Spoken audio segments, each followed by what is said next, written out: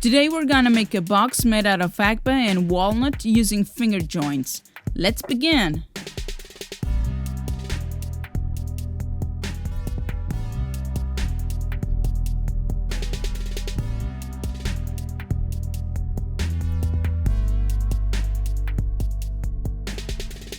This piece of walnut came in the mail directly from a friend in the US, and first I need to make it flat. So I attached some clamps on the T-track table to hold the piece while I remove the higher points with a hand plane.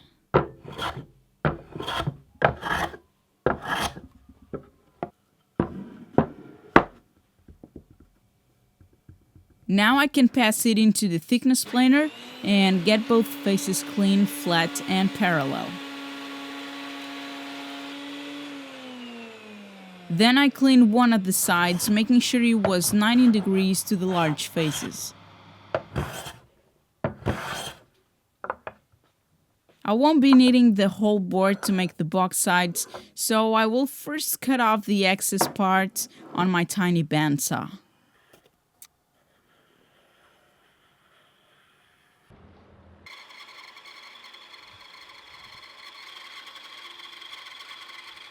Once I got rid of the waste parts, I ran the remaining piece through the thickness planer so I can get the freshly cut face straight and parallel with the one I hand planed a few moments ago. I sliced the walnut so I could get two boards with the same thickness, planing the resawn face in between. This way we will always have a clean face on each board that will be our reference to plane the rough sawn face and make everything nice and flat.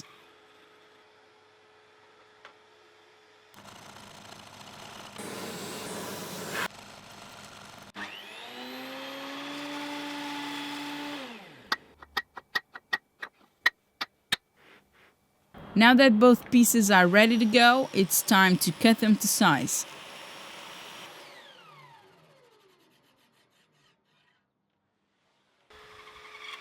I sliced a few pieces of agba to the top and bottom, as well as for the inner liners. I won't be able to flatten the liners just like I did with the walnut pieces because these ones are too thin to fit in the thickness planer. So I grabbed the small MDF board and stick the thin pieces to it with the resawn faces up using some double-sided tape. Now I can run them all at once through the thickness planer easily.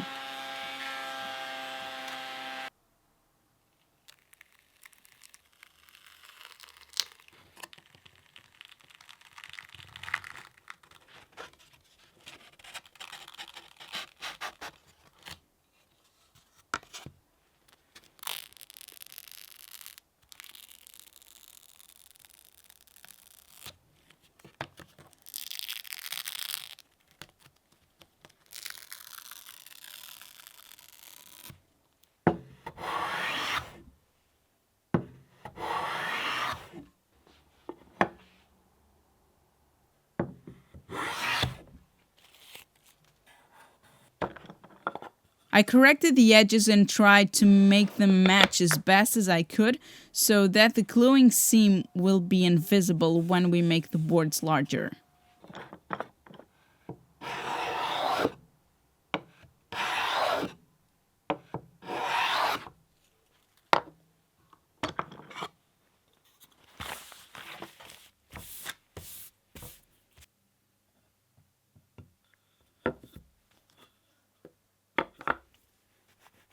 I used some hold-on clamps in the T-track table to make sure the boards won't become bowed with the side clamping pressure. A nice trick to prevent the little blocks from getting glued to the workpiece is to apply plastic tape so that the wood glue won't stick to it. Now let's work on the joinery. I used the router table box joint jig from Rockler that comes with 3 precision machined aluminum indexing keys and a backer sled that runs in the slots and stops at the front and back of the jig. So I'll be using the 3/8 index key with a 3/8 router bit.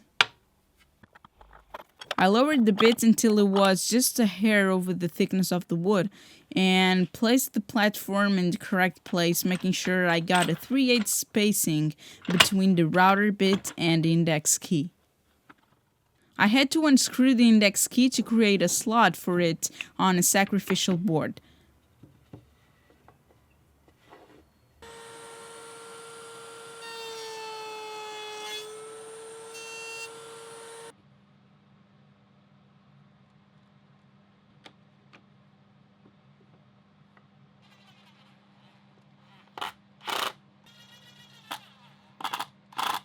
We're ready to cut the fingers, making sure our fingers are safe.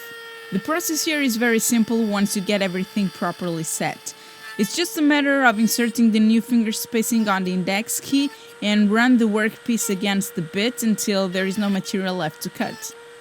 Now we need to make opposite cuts on the longer pieces so they can join properly in the end. We need to start with the spacing, and for that we can use one of the shorter sides with the first spacing inserted in the index key and holding the piece to be cut tied against its side.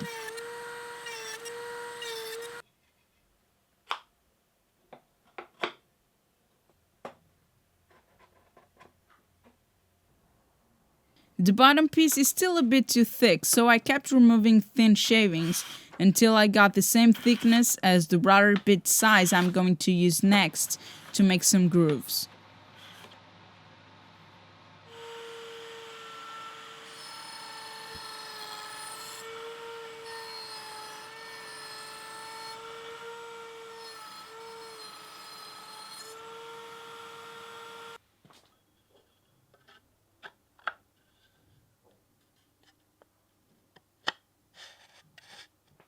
I took some measurements and cut the final size of the top and bottom pieces.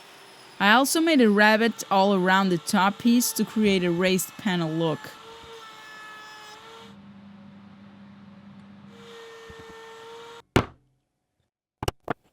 I squared up all the stopped grooves, and the reason I didn't make them all the way through was because I would end up with holes in the fingers when the box was assembled, and I didn't want that.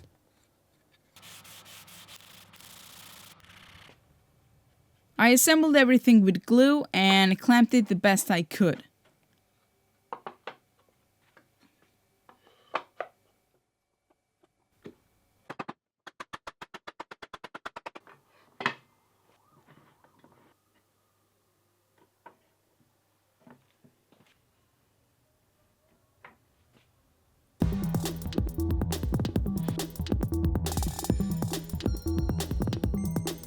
On the next day, I'd flushed the joints and sanded the sides and top before separating the lid from the box at the table saw.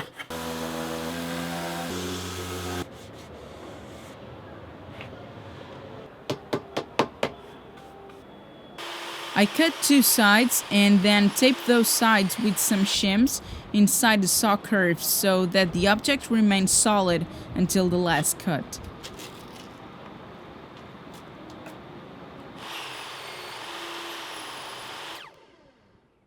It wasn't too bad, but a little sanding will make it better.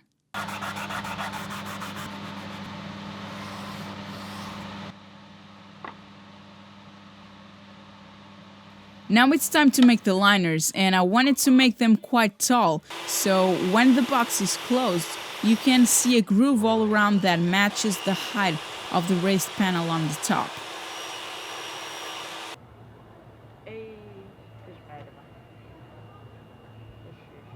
So at this point I realized I cut them too slim. But I kept going and later glued extra material to make the height I wanted.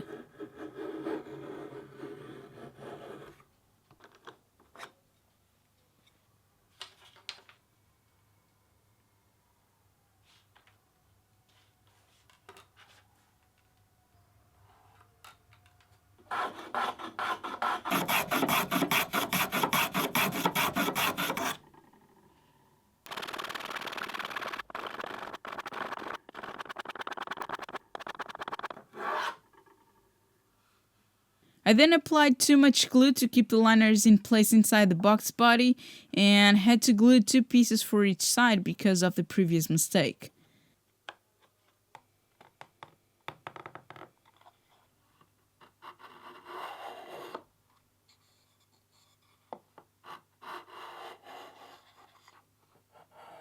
Made everything flush with my tiny block plan and finished it with 3 coats of varnish with sanding in between and buffed it with a bit of wax in the end.